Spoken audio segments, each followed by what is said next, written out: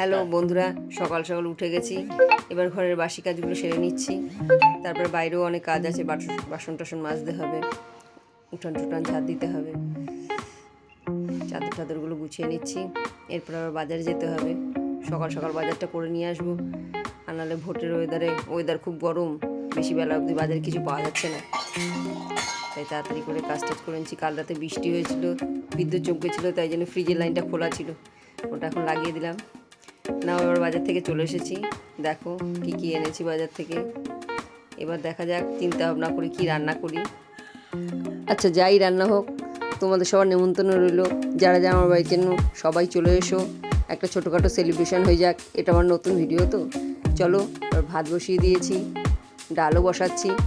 তোমরা চিন্তা করো না, সবাই তোমরা আসলে খাবার পাবে, কোনো অসুবিধা নেই। আমার চ্যানেলটা ভালো লাগলে লাইক কমেন্ট শেয়ার করে আমাকে সাবস্ক্রাইব করে আমার পাশে থেকো, আবার নতুন নতুন ভিডিও দেখার জন্য। টাটা।